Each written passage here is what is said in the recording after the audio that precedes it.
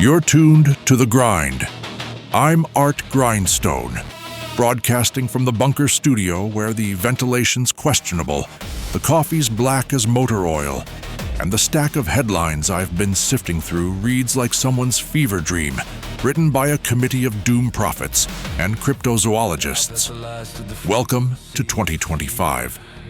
Here's where we are. Putin's rattling nuclear sabers again, and this time, it's not just posturing for the cameras. There's real hardware in motion, real rhetoric getting sharper, and real people trying to game out what happens if someone blinks wrong. Meanwhile, out past Mars, there's a comet that might not be from our neighborhood at all. An interstellar visitor swinging through the solar system, and the astronomers tracking it are being careful with their language, but you can hear the excitement underneath. Because if it's what they think it is, we're watching something that started its journey long before humans figured out fire. And that's just Tuesday. Scroll down a little further, and you'll find a cryptid sighting that's got half the internet convinced Bigfoot's finally going to get his close-up, and the other half convinced it's a guy in a gorilla suit with a good sense of timing. There's a true crime case making the rounds where the killer left behind a trail of breadcrumbs so weird it feels like performance art. Investigators are still trying to figure out if they're dealing with a psychopath, a publicity stunt, or something that slipped through the cracks of both. Then there are the ancient mysteries. New scans of old sites revealing chambers and carvings that don't fit the timeline we thought we had nailed down. Archaeologists being diplomatic, fringe historians being loud, and everyone else wondering if maybe we don't know our own backstory as well as we pretend. Picture someone sitting at their kitchen table, laptop open, coffee going cold. They started the morning looking up something harmless, maybe weather, maybe sports scores. But the algorithm decided today was the day to serve them the full apocalypse buffet.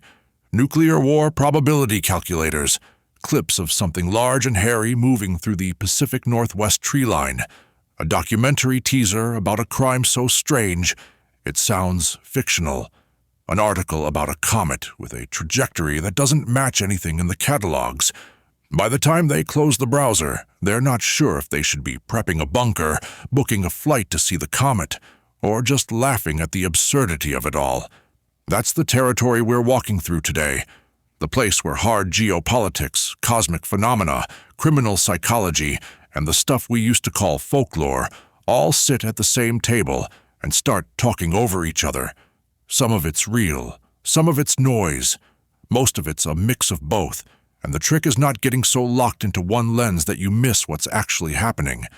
I've spent enough time in the weeds of fringe theories to know that dismissing everything as nonsense is just as lazy as believing everything that comes with a dramatic soundtrack.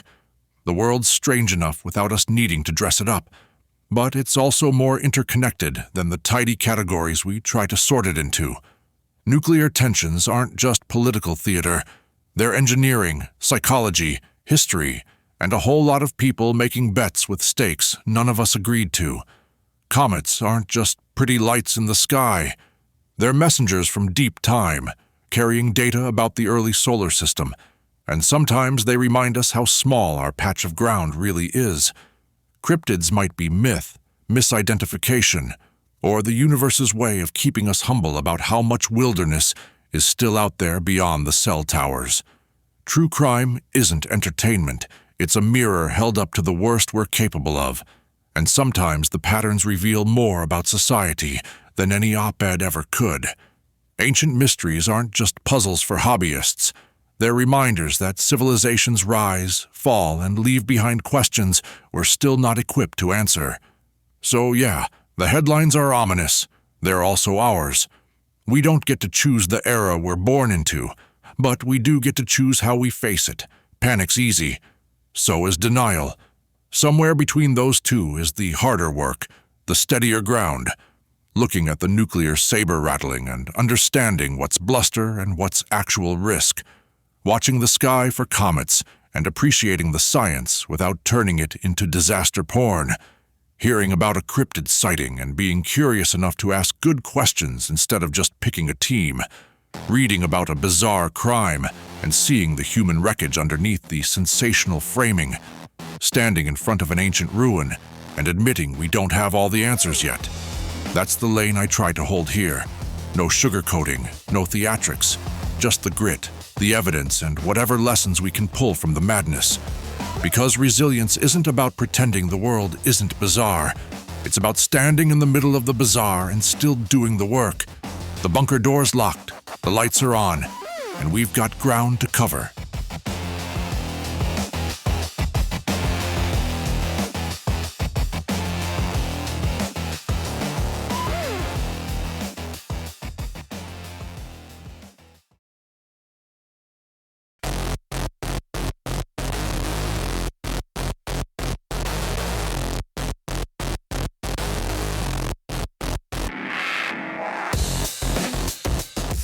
Putin called an emergency meeting not long ago, the kind that doesn't show up on official calendars until after it's already happened. Word is, proposals were put on the table to resume nuclear testing at Novaya Zemlya, the archipelago in the Arctic Ocean that's been Russia's nuclear proving ground since the Cold War. Not theoretical testing, not computer simulations, the kind with actual detonations, the kind that register on seismographs halfway around the world. Novaya Zemlya isn't just any remote chunk of frozen rock. It's where the Soviets detonated the Tsar Bomba back in the 60s, the largest nuclear weapon ever tested, 50 megatons. The fireball alone was 5 miles wide, and the shockwave circled the planet 3 times. They've been quiet there for decades, at least in terms of live tests. The global moratorium on nuclear testing has held since the 90s, more or less. Russia signed the Comprehensive Nuclear Test Ban Treaty. Never ratified it, but they signed it. Now satellite imagery tells a different story than the one Moscow's selling to the press. Analysts tracking the site have been watching construction activity ramp up over recent months. New buildings going up near the old test shafts, roads being cleared and expanded, heavy equipment moving in, the kind of infrastructure work you do when you're planning to use a place, not when you're mothballing it. Picture someone in a windowless office in Virginia or maybe Tel Aviv, toggling between satellite passes, zooming in on tire tracks in the snow, measuring the dimensions of a new bunker against the old blueprints from Soviet archives. They're not guessing, they're counting rivets and calculating timelines, and what they're seeing is a site waking up. Moscow's official line is maintenance, routine upkeep of facilities that are technically still on the books. The Kremlin spokesperson did the usual dance, saying Russia has every right to maintain its strategic infrastructure, that there's nothing unusual happening, and that Western hysteria is just more propaganda. Fair enough, except for the part where insiders have been less careful with their language. There have been leaks, not dramatic whistleblower-style confessions, but the kind of slip that happens when someone who knows what's happening talks to someone they trust, and that person talks to someone else, and eventually a reporter gets a phone call. The word coming through those back channels is that this isn't hypothetical. Preparations are real, and the timeline is closer than anyone wants to admit publicly. There's also the matter of recent missile activity. Russia's been running drills with its intercontinental ballistic missile forces, the kind designed to carry the warheads that would need testing if you were developing new yield configurations or validating older stockpiles. The timing isn't coincidental. You don't dust off a test site, move in construction crews, and simultaneously rev up your missile programs unless you're building towards something. Whether that something is an actual detonation or just the credible threat of one is the question everyone's trying to answer. Novaya Zemlya has always been more than a physical location. It's a symbol. During the Soviet era, it was where the regime demonstrated power that made the rest of the world flinch. Every test there was a message, not just to the West, but to their own people and anyone else watching. The message was simple. We can end the world if we need to, and we're not afraid to prove it. Putin's playbook hasn't changed much from that Cold War script. He's playing a game of brinkmanship, and Novaya Zemlya is one of the pieces on the board. The risk isn't necessarily that Russia detonates a warhead tomorrow. The risk is what happens when the threat becomes normalized. when resuming nuclear testing shifts from unthinkable to just another headline people scroll past on their way to checking the weather. Each time the envelope gets pushed a little further, the next push becomes easier to justify. Today it's construction at an old test site and some vague proposals in a closed-door meeting. Tomorrow it could be an announcement that testing will resume for national security reasons. The day after that, a low-yield detonation framed as a technical necessity. And at each step, the world adjusts, recalibrates what's acceptable, and moves the goalposts a little closer to catastrophe. There's a reason Putin chose Novaya Zemlya specifically. It's remote enough that the immediate danger is contained, but infamous enough that everyone knows what it represents. It's a psychological lever as much as a military one, reminding NATO, reminding Ukraine, reminding anyone paying attention that Russia still holds cards most countries gave up playing decades ago. Whether those cards ever actually get played might be beside the point. The intimidation is the point. The fear is the point. And right now, with construction crews clearing snow off roads that lead to test shafts, the message is being sent loud and clear. So when Moscow says it's just maintenance, take it for what it's worth. When analysts say they're seeing a test site come back online, pay attention. And when Putin holds a meeting to discuss resuming something the world agreed to leave in the past, understand that the decision's already half made. The only question left is whether anyone can pull it back before the ground starts shaking again.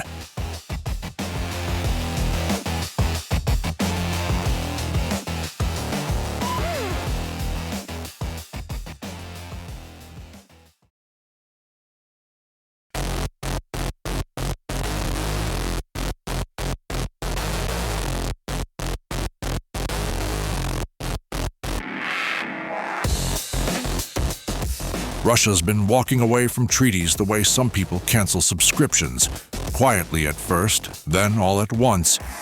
The Comprehensive Nuclear Test Ban treaty was never ratified by Moscow, but they signed it and played along for years. Now that pretense is fading. More worrying is the shift in their stated doctrine around when nuclear weapons might actually be used.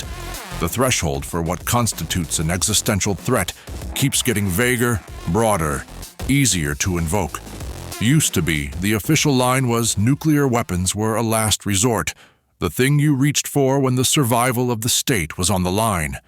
Now the language includes phrases like critical threats to sovereignty and large-scale conventional aggression. That's a lot of wiggle room.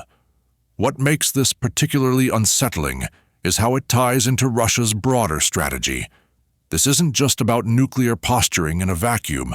It's part of a hybrid approach where cyber attacks, disinformation campaigns, energy coercion, and the threat of nuclear escalation all feed into the same playbook. You notice it when you track the timeline. A gas pipeline gets shut off to a European country. A few days later, state media starts running segments about NATO encroachment and nuclear readiness. Then there's a missile drill, and then someone from the Kremlin gives an interview hinting that all options are on the table. None of it happens in isolation. The nuclear signaling amplifies the hybrid tactics, and the hybrid tactics make the nuclear signaling feel more credible. Meanwhile, Western intelligence agencies are working overtime. The US and NATO have entire teams dedicated to tracking Russian nuclear movements, satellite imagery, signals intelligence, human sources when they can get them. Every time a missile convoy moves, every time a submarine leaves port, every time there's chatter on encrypted channels, someone's logging it, cross-referencing it, building a picture of intent. There's an analyst somewhere, probably drinking bad coffee in a secure facility, toggling between infrared satellite feeds and transcripts of Russian military communications, trying to separate bluster from genuine preparation. They're good at their jobs, but even the best analysts are working with incomplete information and an adversary that knows it's being watched. The non-proliferation community is sounding alarms, and they're not the types to exaggerate. Arms control experts who've spent decades trying to keep the nuclear genie in the bottle are watching the whole framework start to crack. If Russia resumes testing, it doesn't just affect Russia, It gives political cover to other countries that have been eyeing their own programs. China's been modernizing its arsenal. North Korea never stopped. Pakistan and India have their own tensions. Iran's nuclear ambitions are always simmering just below a boil. The moment one major power breaks the test moratorium, the pressure on everyone else to follow suit becomes enormous. It's not a slippery slope. It's a landslide waiting for the first rock to move. There's also the domestic angle. Putin's not just sending messages to Washington and Brussels. He's talking to his own population. Nuclear strength plays well at home, especially when the economy's shaky and the war in Ukraine isn't delivering the swift victory that was promised, demonstrating that Russia can still flex on the global stage, that it's still a superpower that can make the West nervous, that's worth something politically. It rallies the base, distracts from domestic problems, and reinforces the narrative that Russia is under siege from hostile foreign powers. The nuclear card isn't just a military tool, it's a propaganda tool. Western leaders are stuck in a tricky position. Respond too strongly and you risk escalation. Respond too weakly and you signal that the threats don't matter, which invites more of them. So far, the approach has been measured: public statements of concern, quiet diplomatic channels, increased military readiness in NATO member states near Russia's borders. There's been talk of expanding missile defense systems, reinforcing the nuclear umbrella for allies, making sure everyone understands that Article 5 still means something. But there's no easy playbook here. Every move is a calculation, and every calculation comes with risks. The trouble with brinkmanship is that it only works if both sides believe the other is rational. Once that assumption breaks down, once someone starts wondering if the other side might actually be willing to cross the line, the whole game changes. Putin's spent years cultivating an image of unpredictability, and that's served him well in some respects. But unpredictability in nuclear strategy is a double-edged sword. It might deter your enemies, but it also makes accidents more likely. Miscalculations, misread signals, someone making a bad call under pressure because they're not sure what the other side will do. There's a phrase that gets thrown around in arms control circles: strategic stability. It's the idea that both sides understand the rules, know where the lines are, and have enough confidence in the system that nobody does something catastrophically stupid. That stability has been eroding for years. Treaty withdrawals, doctrine changes, new weapons systems that blur the lines between conventional and nuclear, cyber capabilities that could take out early warning systems. All of it chips away at the foundation. Russia's current moves aren't happening in a vacuum. They're part of a pattern, and the pattern's been building for a while. The question now is whether anyone can pump the brakes before momentum takes over completely.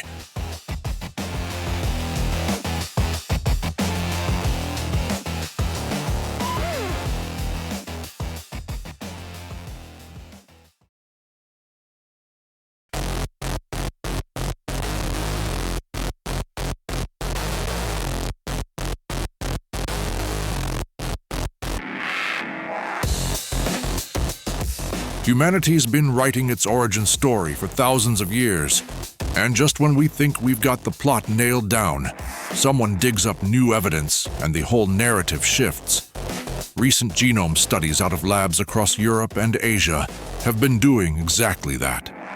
The data coming in from ancient DNA analysis shows that Neanderthal mixing with Homo sapiens wasn't just a footnote in prehistory. It was extensive, messy, and ongoing for tens of thousands of years. We're not talking about a handful of encounters. We're talking about waves of interbreeding that left genetic markers all over the modern human genome. Depending on your ancestry, you're carrying somewhere between 1% and 4% Neanderthal DNA. That's not contamination, that's inheritance. What makes this particularly fascinating is how researchers are mapping which genes stuck around and why. Some Neanderthal sequences gave early humans advantages: better immune responses, adaptations to cold climates, metabolic tweaks that helped with survival in harsher environments. Other sequences got weeded out over time because they didn't play well with the rest of the genome. Evolution's brutal about that kind of thing. Keep what works, ditch what doesn't, and the timescale is slow enough that individual lives don't matter, only populations. But here's where it gets weird. The more we sequence ancient genomes, the more complicated the family tree becomes. It's not a clean line from one species to another, it's a web. Over in Turkey, at a site called Göbekli Tepe, archaeologists have been piecing together evidence of something that shouldn't exist according to the old timeline. Massive stone pillars carved with intricate symbols, arranged in circles, built more than 11,000 years ago. That's before agriculture, before settled civilizations, back when humans were supposed to be roaming hunter-gatherers, too busy surviving to build monumental architecture. Recent analysis of the carvings suggests they might be calendar systems, tracking celestial events with a level of sophistication that pushes our understanding of early human cognition way earlier than anyone was comfortable with. Whoever built Göbekli Tepe wasn't just stacking rocks. They were organizing time, coordinating large groups of people, and encoding knowledge in stone. Imagine an archaeologist crouched in the dirt at the site, brushing dust off a carving that's been buried for millennia.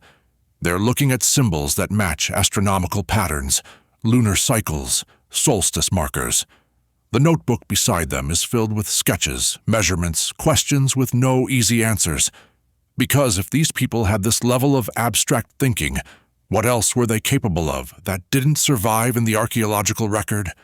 How much of what we think we know about early human culture is just guesswork built on the small fraction of evidence that didn't rot away? Then there are the Denisovans. We've only got a handful of fossils, a finger bone, some teeth, fragments of skull.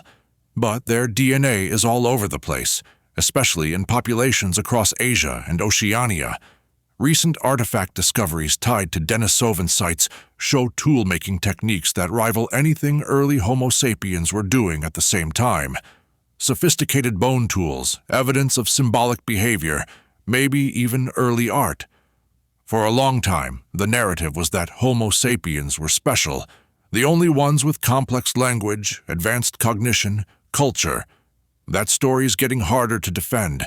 The Denisovans were doing fine on their own, and when they met up with Homo sapiens, genes got swapped, knowledge probably got swapped, and the line between us and them got blurry fast. All of this feeds into a broader debate that's been simmering in anthropology for years. What does it mean to be human? If we've got Neanderthal genes, Denisovan genes, and probably genetic contributions from other archaic populations we haven't even identified yet, then the whole concept of a pure Homo sapiens lineage falls apart. We're hybrids, always have been. The traits that let us spread across the planet, adapt to every environment from the Arctic to the equator, survive plagues and famines and ice ages. A lot of that came from mixing with other branches of the human family tree. That's humbling and also kind of empowering. There's a modern resonance here that's easy to miss if you're just thinking about ancient bones and stone carvings. We live in a time when identity is treated like it's fixed, knowable, something you can draw a clean border around. But the deeper we dig into human history, the more we find that borders have always been porous. Genes flow, ideas flow, cultures collide, merge, split, and recombine. The ability to adapt, to take in new information and new people, and remix everything into something functional, that's not a modern invention. It's the oldest survival strategy we've got. So when you're scrolling through headlines about political borders and cultural purity and who belongs where, remember that your ancestors were sleeping with Neanderthals, trading tools with Denisovans, and building astronomical calendars out of rocks before anyone had invented the wheel. The human story has never been simple, and it's never been pure. It's been a long, complicated, hybrid mess from the start. And somehow that mess has carried us this far. The question isn't whether we can handle complexity. The question is whether we're willing to stop pretending it doesn't exist.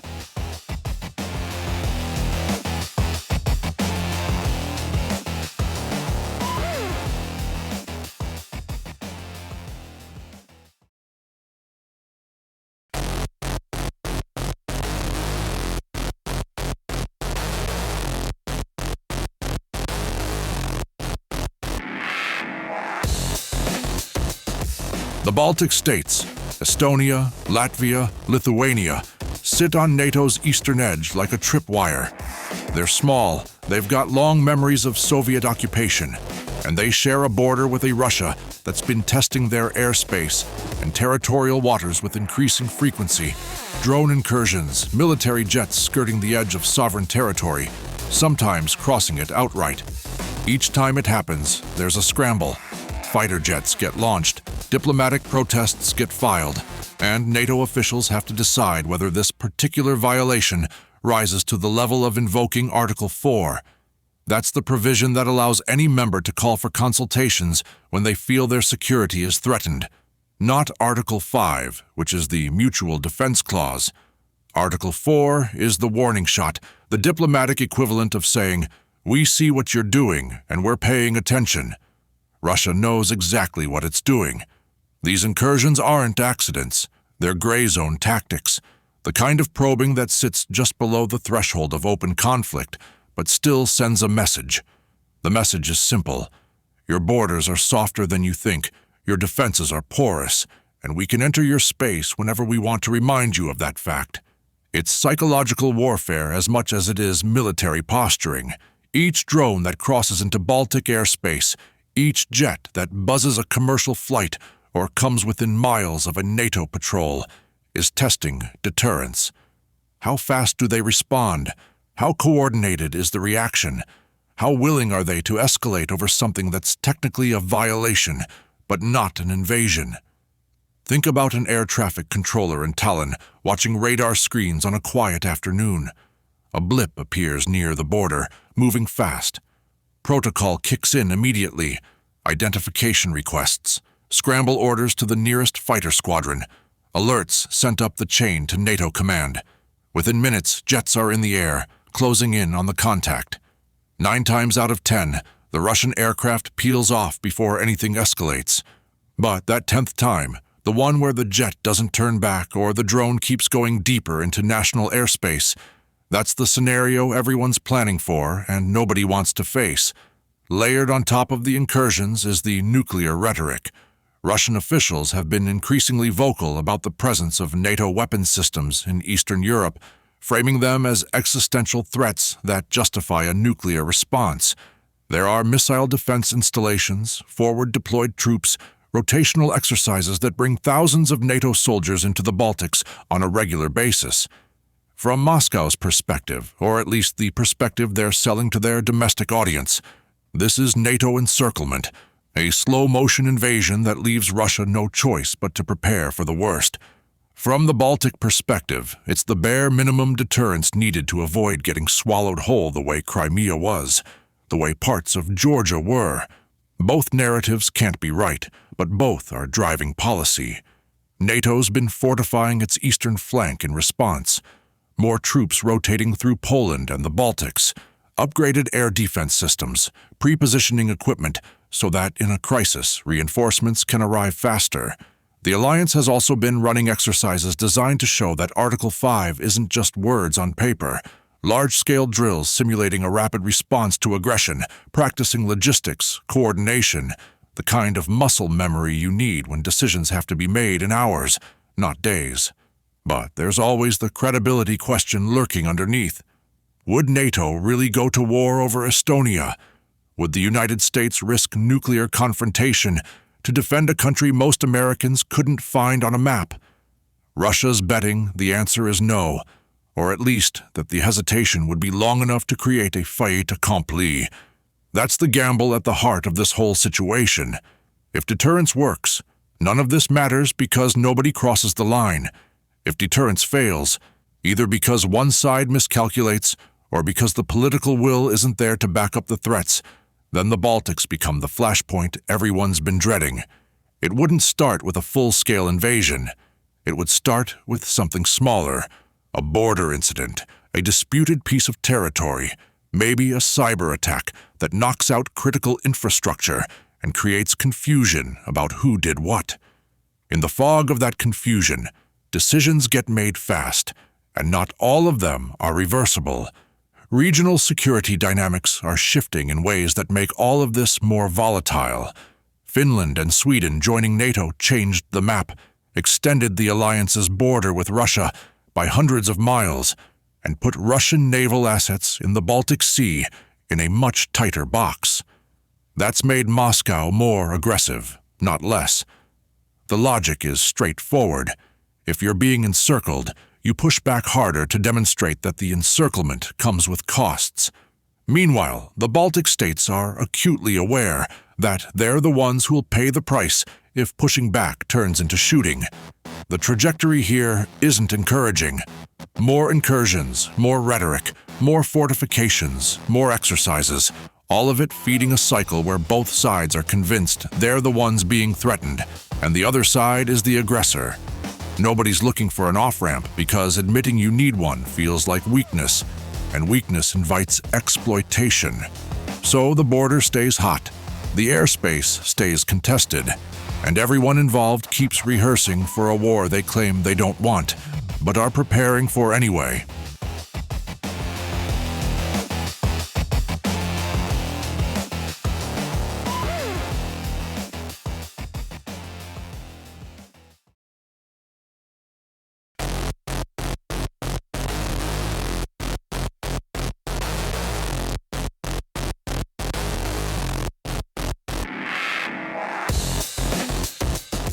Harrison Hot Springs sits in British Columbia's Fraser Valley, tucked between mountains and water, and it's been Sasquatch country for a lot longer than tourists have been buying plush cryptids in the gift shops.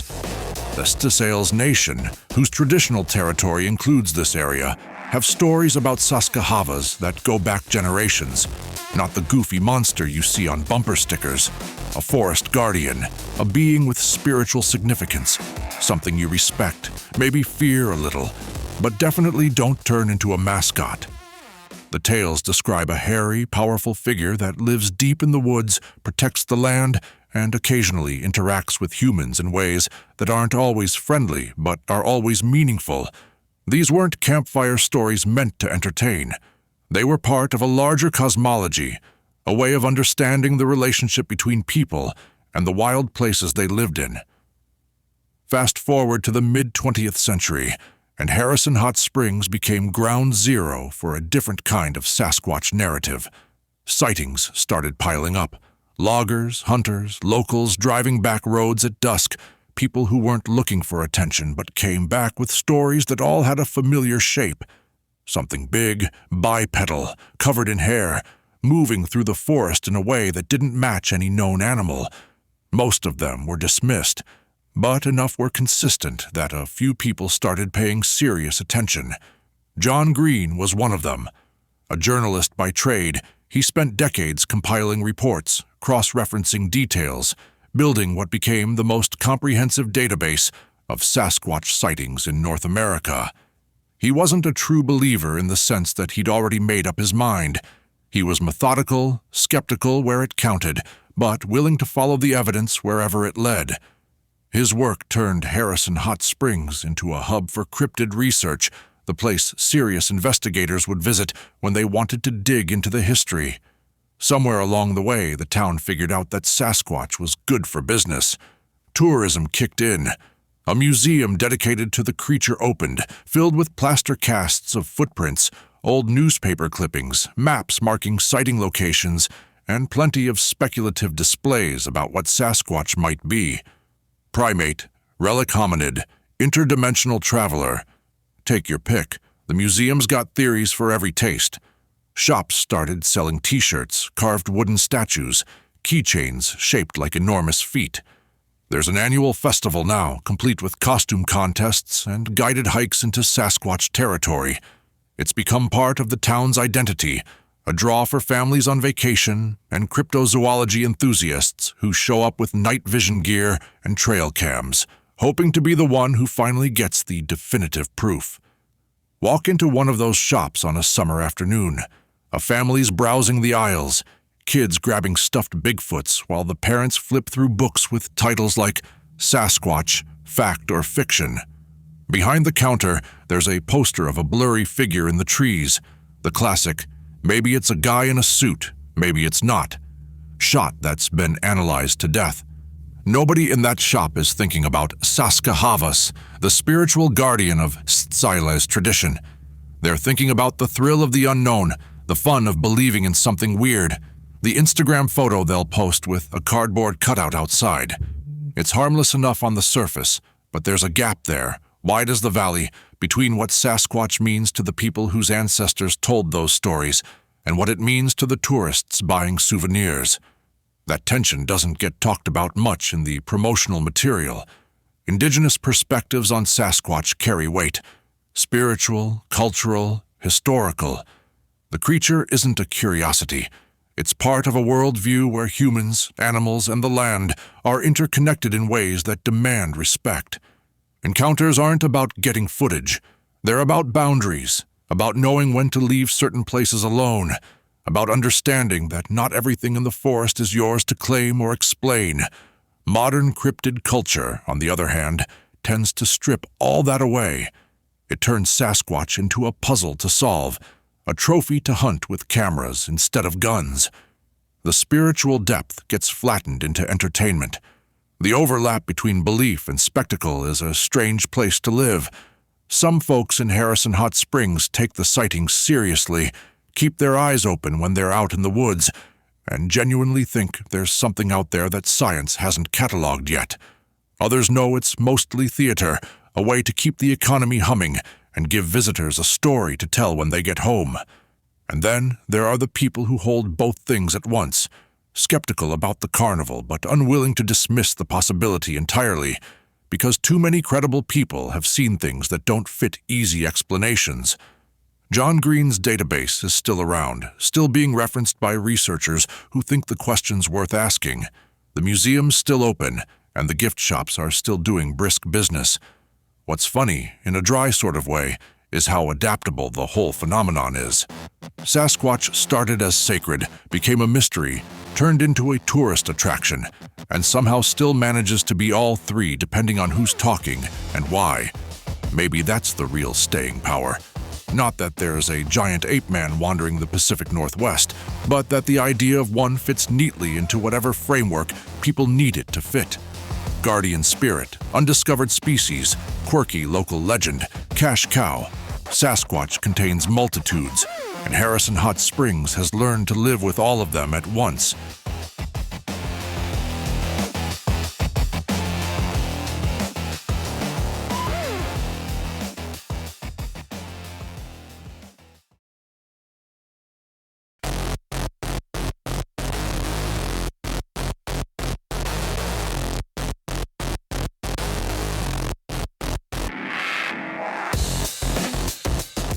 Netflix has a way of taking true crime stories and polishing them until they're almost unrecognizable, and their recent Ed Gein series is a textbook example.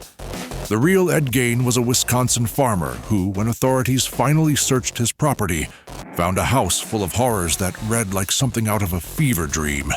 Human skin fashioned into lampshades and chair coverings, skulls used as bowls, a vest made from a woman's torso, skin still attached. He was confirmed to have murdered 2 women, though the investigation suggested the body count might have been higher if you included the graves he'd robbed. The Netflix version adds drama where there wasn't any, invents relationships that didn't exist, and smooths over the more disturbing details in favor of narrative convenience. The show presents a version of Gein that's more palatable, more understandable, when the actual case defies easy understanding. What the real Gein did was methodical and deeply disturbed. He wasn't a serial killer in the traditional sense.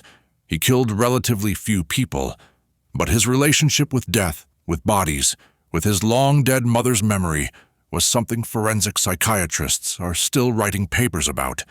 He exhumed corpses from local cemeteries, brought them home, and used them for projects that defied any rational explanation. The trophies weren't trophies in the way a hunter mounts a deer head.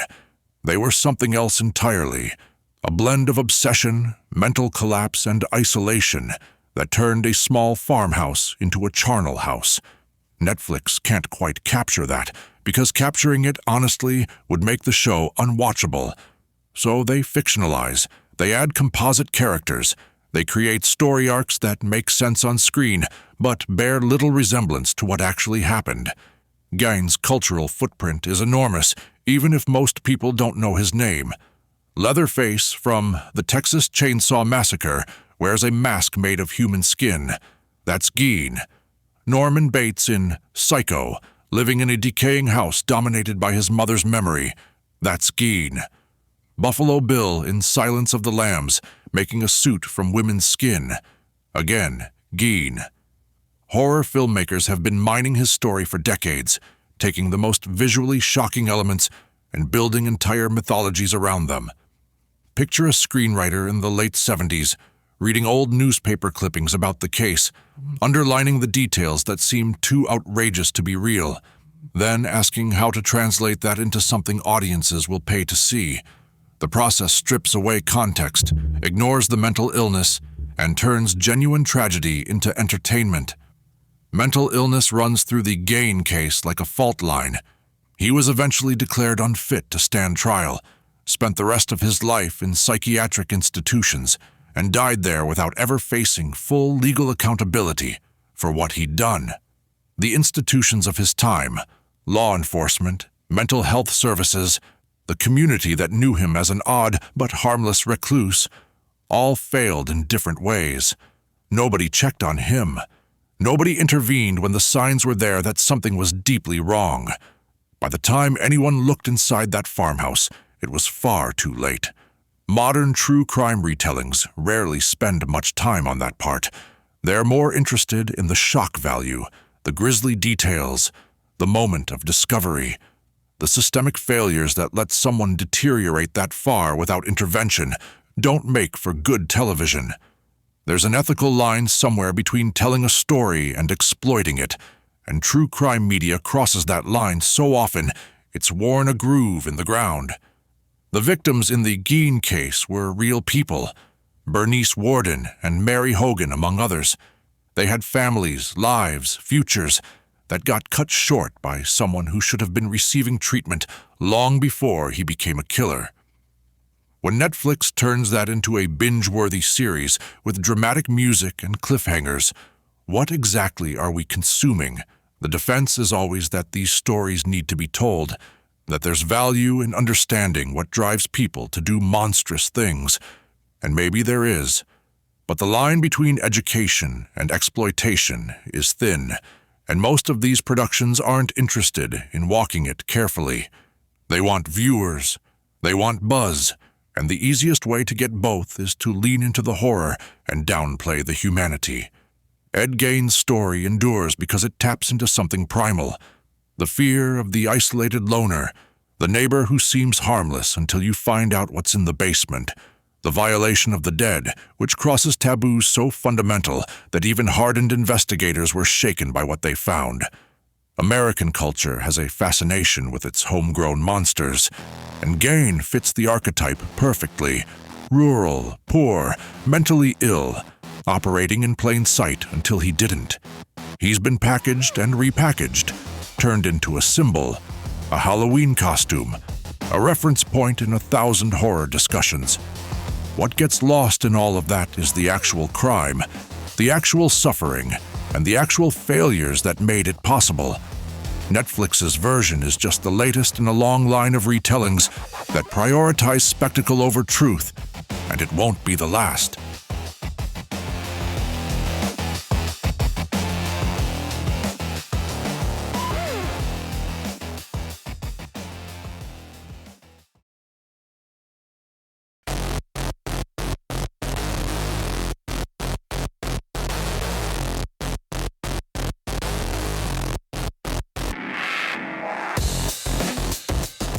The sun operates on cycles, roughly 11 years from quiet to active and back again.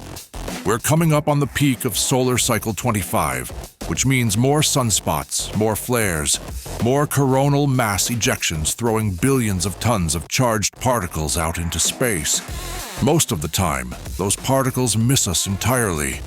When they don't, we get auroras, maybe some minor radio disruptions, the kind of thing that makes headlines for a day and then gets forgotten.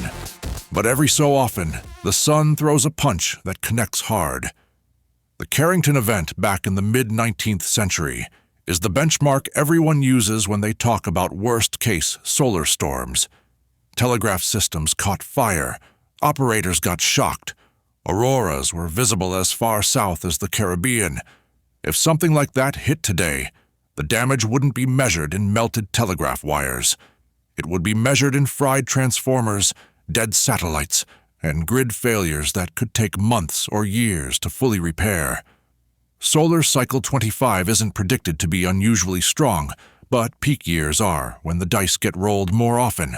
More solar activity means more chances for a big event, and the infrastructure we've built since Carrington is a lot more vulnerable in some ways, a lot more resilient in others. Satellites are the obvious weak point. They're up there in the thinnest wisps of atmosphere, exposed to whatever the sun throws at them. A strong geomagnetic storm can overcharge circuits, degrade solar panels, knock sensors offline. GPS satellites, communication satellites, weather satellites, lose enough of them at once, and you're looking at cascading failures across systems that most people don't even realize depend on space-based infrastructure. Power grids are the other major concern. When charged particles hit Earth's magnetic field, they induce currents in long conductors, like, say, high-voltage transmission lines. Those currents can overload transformers, the big ones that step voltage up and down across regional grids. Transformers aren't something you keep in a warehouse. They're custom-built, take months to manufacture and install, and if a major storm takes out dozens of them across a continent, you're not bringing the lights back on in a week. Picture a grid operator staring at monitors as solar storm warnings start coming in. They've got protocols, shedding load, isolating sections of the grid, trying to reduce the amount of current flowing through vulnerable equipment. But those protocols only work if the warning comes early enough and the storm behaves predictably, which they don't always do. NASA and other space agencies are working on better monitoring. New missions are in the pipeline designed to give earlier, more accurate warnings about what's coming off the sun. Satellites positioned between Earth and the sun, watching for the electromagnetic and particle signatures of a big coronal mass ejection. The goal is to buy more time, hours, maybe a day, so grid operators and satellite controllers can batten down the hatches before the storm arrives. That's encouraging, because right now the warning window is tight enough that by the time you know for sure a big one is incoming, you're already scrambling. The hype around solar storms tends to swing between two extremes. On one end, you've got the doomsday types predicting total collapse, no electricity for years, civilization grinding to a halt. On the other end, you've got people dismissing the whole thing as overblown fear-mongering, because the last few solar cycles didn't produce a catastrophe. Both extremes miss the point. A Carrington-level event today wouldn't end the world, but it would be bad. Really bad. Weeks without power in major regions, communication blackouts, economic disruption on a scale we haven't seen from a natural disaster in modern times. That's not the apocalypse, but it's serious enough that preparation isn't optional. Preparation doesn't mean building a bunker and stockpiling canned goods. It means utilities investing in grid resilience, redundant transformers, better surge protection. It means satellite operators hardening their hardware and planning for degraded operations. It means governments having actual response plans, not just documents gathering dust in a filing cabinet somewhere. Some of that work is happening, not enough, not fast enough, but the threat is at least being taken seriously in the places where it matters. There's a broader lesson buried in all this about living on a planet that orbits a giant fusion reactor. The sun gives us everything: light, warmth, the energy that drives weather and grows food and makes life possible. It also has the capacity to remind us, occasionally and violently, that we're not in control. Our ancestors watched auroras and solar eclipses and had no idea what they were witnessing. We've got the science now. We know what's happening. We can measure it, predict it to some degree, even prepare for it. But ultimately, when the sun decides to throw a tantrum, all we can do is brace and hope our preparations hold. Solar Cycle 25 probably won't deliver the big one. Statistically, the odds are in our favor. But probably and statistically, our cold comfort when you're dealing with low probability, high consequence events. The work being done now, better monitoring, hardened infrastructure, actual planning, that's the only way through. Not panic, not denial, just the steady, unglamorous grind of making systems more resilient before the test comes. Because the test will come eventually. Maybe this cycle, maybe the next, maybe not for decades. But it's coming.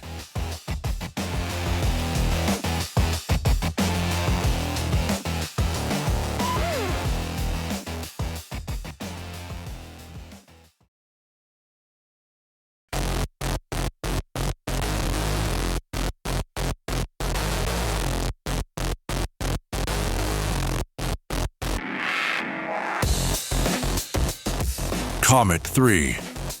I/Atlas is an interstellar traveler, which means it didn't form in our solar system. It came from somewhere else entirely, out beyond the influence of our sun, born in some distant stellar neighborhood we'll probably never visit. Interstellar objects passing through are rare enough that when one shows up, astronomers scramble to get every telescope they can pointed at it before it disappears back into the dark.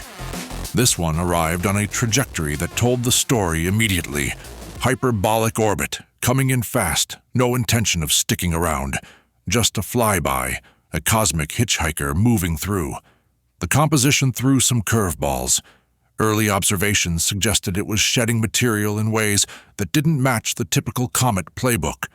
Comets are basically dirty snowballs, ice, dust, rock, frozen gases. When they get close to the sun, the ice starts to sublimate, creating that signature tail. 3I Atlas did that, but the spectroscopic data showed chemical signatures that didn't quite line up with the comets we're used to seeing from the Kuiper Belt or the Oort cloud. Different ratios of volatiles, unexpected elements in the mix. That's the exciting part for planetary scientists. It's a sample from another star system's planetary formation process, a snapshot of conditions that might be completely unlike what happened here. Of course, the moment word got out that an interstellar comet was inbound, the doomsday crowd fired up their engines.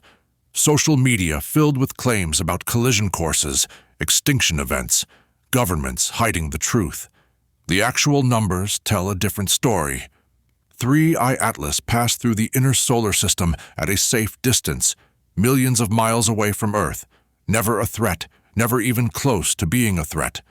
Orbital mechanics are precise. Astronomers can calculate trajectories years in advance with extraordinary accuracy. If there had been any real danger, we would have known long before the comet became visible to amateur telescopes. But precision and reassurance don't generate clicks the way apocalyptic countdowns do. Picture someone scrolling through their feed late at night, seeing a video with a thumbnail of a flaming comet headed straight for a CGI Earth. The video's got 500,000 views, dramatic music, a narrator talking about what they don't want you to know. Meanwhile, the actual scientific papers about 3I Atlas, dry, technical, full of spectral analysis charts, are sitting in academic journals behind paywalls, read by a few thousand specialists at most. The information gap isn't about availability, it's about presentation, about which version of the story is more emotionally satisfying. Fear and mystery sell better than orbital mechanics. The real value of 3I Atlas is in what it tells us about planetary system formation beyond our own backyard. Every solar system forms from a collapsing cloud of gas and dust, but the specifics, temperature, composition, the timing of when planets coalesce, those vary depending on the star, the local environment, 1,000 other factors. When we get a chance to study material from another system, even just a comet passing through, we're essentially getting a core sample from a place we can't reach any other way. The chemical makeup, the structure, the way it behaves as it heats up, all of that feeds into models of how other worlds form, how common certain conditions might be, what the odds are of finding Earth-like planets around other stars. Naturally, there's a vocal minority convinced that 3I Atlas isn't a comet at all. It's a probe, or a ship, or some kind of alien reconnaissance mission. The argument usually hinges on the unusual trajectory or the composition anomalies, as if anything we don't immediately understand must be evidence of intelligence. Astronomers have looked at this thing from every angle. Radio telescopes listened for signals. Optical and infrared observations tracked its rotation, its outgassing, its behavior in response to solar radiation. All of it points to a natural object, just one with a different history than the comets native to our system. Sometimes a comet is just a comet, even if it came from somewhere else. The alien theories aren't new. Every time an interstellar object shows up, the same cycle repeats. Oumuamua went through it a few years back. Elongated shape, odd acceleration, instant speculation about artificial origins. Turned out there were natural explanations that fit the data just fine, but the exotic hypotheses stuck around because they're more interesting than weird-shaped comet with asymmetric outgassing. 3I Atlas is getting the same treatment, and it probably won't be the last. As our detection capabilities improve, we're going to spot more of these interstellar visitors, and each one will generate its own wave of speculation before the science catches up. There's something almost wistful about our fascination with cosmic outsiders, objects that don't belong here, that come from unfathomable distances, carrying histories we can barely reconstruct. We want them to mean something more than they are. Messengers, warnings, proof that we're not alone. The reality is quieter, but no less profound. 3I Atlas is a fragment of another world, shaped by forces and conditions we're only beginning to understand. It passed through, gave us a glimpse of what else is out there, and kept going. No drama, no collision, no hidden agenda. Just a piece of the universe reminding us how much we still don't know, and how much work there is left to do if we want to figure it out.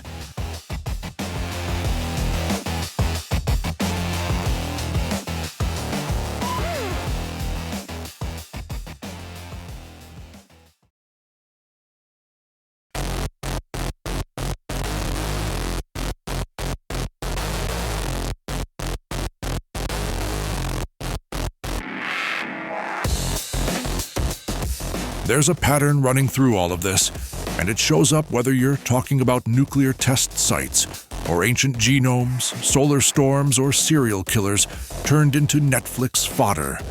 The pattern is how we face the unknown, how we respond when something bigger, stranger, or more dangerous than we'd like rolls into view and demands we figure out what to do about it. Sometimes the unknown is buried in permafrost for thousands of years, waiting for the right lab tech to crack its code. Sometimes it's up in the Arctic, where old tunnels get expanded and satellites watch the snow for new tire tracks. Sometimes it's out past the orbit of Mars, a comet that doesn't belong here, carrying chemistry from a star system we'll never reach. Nuclear fears and ancient DNA don't seem like they'd have much in common, but they tap into the same nerve. Both are about legacies we didn't ask for and can't fully control. With nukes, it's the infrastructure of annihilation, warheads in silos, test sites that could wake up tomorrow, deterrence games played with millions of lives as the stakes. With ancient DNA, it's the ghosts in our cells, lineages we inherited from populations that vanished before writing existed, before we had language for what they left behind. In both cases, the information keeps coming whether we're ready or not. Satellites pull down images, sequencers spit out base pairs, and we're left trying to make sense of what it all means, what we're supposed to do with knowledge we can't unknow. Then there's the stories we tell ourselves to fill the gaps. Cryptids and true crime both live in that space between fact and narrative, where the human brain wants so badly to shape chaos into something comprehensible that it'll invent details, smooth over inconsistencies, turn tragedy or mystery into entertainment. A farmer sees something in the woods that doesn't move like a bear, and within a generation, you've got whole mythologies built around it, witnesses, blurry photos, documentaries that treat speculation like evidence. A killer's house gets searched, and the horrors inside are so extreme that retellings can't help but distort them, adding drama, inventing relationships, making the incomprehensible fit a structure audiences recognize. The impulse is the same. Take the thing that scares or fascinates you and wrestle it into a story you can live with. Solar storms and interstellar visitors remind us we're not the center of anything. The sun doesn't care about our grid infrastructure or our satellite constellations. It runs on fusion and magnetic chaos, and every so often it throws a tantrum that reaches across 100 million miles to remind us how fragile our setup really is. A comet from another star system doesn't slow down to say hello. It just passes through, indifferent, carrying data we'll spend years trying to decode. Both teach the same lesson. The universe operates on scales and timelines that make human concerns look tiny, but we keep building, planning, and preparing anyway, because that's what we do. We can't control the sun's cycle or steer an interstellar rock, but we can harden transformers, launch monitoring missions, and gather every scrap of information we can before the moment passes. Resilience is the thread that ties it all together. Not the inspirational poster kind of resilience, but the working kind. The kind that says, okay, the threat is real, the mystery is deep, the odds aren't great, and we're doing it anyway. Researchers pull DNA from bones that crumble at the touch, piece together family trees from populations dead for millennia, and publish findings that rewrite what we thought we knew about migration, survival, and who we actually are. Grid operators drill for solar storm scenarios, knowing full well the next big one could still catch them off guard. Astronomers point telescopes at objects moving too fast to study for long, extracting every photon of data before the window closes. That's the grind. Not giving up when the work is hard, the answers are incomplete, and the stakes keep getting higher. The hype machine runs in the opposite direction. It wants everything to be a crisis or a revelation, preferably both at once. Nuclear war tomorrow, aliens on the doorstep, storms that'll end civilization, monsters in the woods, killers so depraved they barely seem human. The hype wants you scared or amazed, clicking and sharing, never pausing to ask what's actually supported by evidence and what's just noise designed to keep you engaged. Picture someone late at night, doom-scrolling through headlines that all scream emergency, catastrophe, breakthrough, and they can't tell anymore which ones matter and which ones are just performance. That exhaustion is real, and it's by design. The antidote isn't to tune out completely. It's to develop the same discipline that good craft requires. Question the dramatic claim. Ask who benefits from the panic. Dig past the headline to the actual data, the actual experts doing the actual work. Look for the people who show up every day, not for glory or clicks, but because the problem won't solve itself, and somebody's got to keep grinding. Whether it's decoding genomes, hardening infrastructure, tracking solar weather, or separating true crime facts from exploitation, the work is incremental, unglamorous, and absolutely necessary. The unknown isn't going anywhere. There will always be another threat on the horizon, another mystery buried in the ground, another phenomenon in the sky we don't fully understand. What separates noise from signal, panic from preparation, is the willingness to stay in the work even when it's uncomfortable, to build systems that might hold when the test comes, to keep asking questions when the answers are slow and incomplete, to respect the craft of figuring things out, one hard-won piece of knowledge at a time. That's the only way through.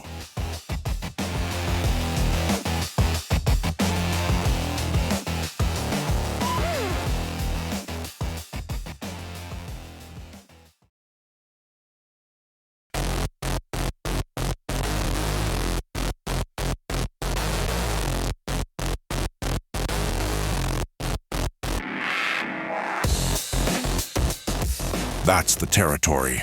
The places where science bumps up against fear, where history gets distorted by time and retelling, where the universe reminds us we're small, and the threats we build for ourselves make us feel smaller still. Nuclear test sites expanding in the permafrost, while the rest of us scroll past headlines about deterrence and wonder if anyone's actually steering this thing. Ancient DNA pulling up family trees from populations that lived and died before anyone thought to write it down, rewriting what we thought we knew about who we are and where we came from. Monsters in the woods that probably aren't there, but the stories stick around because we need something to point at when the world feels stranger than it should. True crime turning real tragedy into entertainment, smoothing over the failures and the horror until it fits a narrative that sells. Solar storms that could knock us back to the pre-electric age if the timing's wrong and the preparation isn't there. Comets from other star systems, carrying chemistry we've never seen, passing through and gone before we've figured out half of what they could teach us. All of it sits in that same uneasy space between what we know and what we're afraid might be true. The work of sorting through it doesn't get easier. Every answer raises 3 more questions. Every dataset has gaps. Every headline hides as much as it reveals, and the noise-to-signal ratio keeps getting worse. You can feel it when you're trying to figure out what actually matters, scrolling through feeds where every other post is screaming emergency, catastrophe, revelation, and you're just trying to find the thread that holds up under scrutiny. That exhaustion is real, but so is the stuff underneath the hype, the actual work being done by people who show up every day, not because it's glamorous, but because somebody's got to keep the lights on, the data flowing, the questions alive. The grind exists because that work matters, and because the strange, the ominous, and the mind-bending don't go away just because we're tired of hearing about them. They keep showing up. New discoveries, new threats, new mysteries buried in old ground. And the only way through is to keep digging, keep asking, keep questioning the easy answers and the loud voices that want you scared or certain without doing the work in between. This show runs on the idea that you're willing to do that work too, not just listening, but engaging. If you've got a story that fits the territory, something strange you've seen, something ominous that doesn't add up, a theory that might hold water or might be complete nonsense, but deserves a second look, send it in. The grind thrives on voices from the edge, the people who notice the thing that doesn't fit and can't let it go. Maybe it's a local legend that's more grounded in fact than anyone admits. Maybe it's a scientific development that's flying under the radar but shouldn't be. Maybe it's just a question nobody's asking and you think somebody ought to. Reach out through the show's channels, share what you've got. The best episodes come from listeners who are paying attention, who see the cracks in the official story or the pattern everyone else is missing. You don't need to have all the answers. You just need to have noticed something worth pulling on. That's how the work gets done. One thread at a time, one question leading to the next. People willing to stay curious even when the answers are uncomfortable or incomplete. Picture someone late at night looking at a map of old test sites or scrolling through genetic data that doesn't quite line up with the textbook version, and they can't shake the feeling that there's more to the story. That impulse to dig deeper, to question the tidy explanation, that's what keeps the grind going. Not paranoia, not conspiracy for its own sake, but the refusal to take the surface story at face value when the surface doesn't hold up. The grind doesn't stop. The threats don't vanish because we've talked about them. The mysteries don't solve themselves. The hype machine keeps churning, the fear keeps selling, and the truth stays buried under layers of noise until somebody with enough patience and stubbornness digs it out. That's the job. It's not glamorous. It's not always satisfying, but it's the only way through. So keep questioning, keep digging, keep your bullshit detector calibrated and your curiosity sharper than your cynicism. The world's a strange place, and it's not getting any less strange. But strange doesn't mean unknowable, and ominous doesn't mean inevitable. It just means there's work to do. Thanks for grinding through this one with me. If you found something here worth chewing on, Pass it along to someone else who might get it. If you've got a story or a question, don't sit on it. Send it in. The next episode's already taking shape, and it's built from the same raw materials. The stuff that doesn't fit, the questions that won't quit, and the belief that figuring it out matters even when it's hard. Until next time, stay sharp, stay skeptical, and keep doing the work. This is Art Grindstone. We'll talk again soon.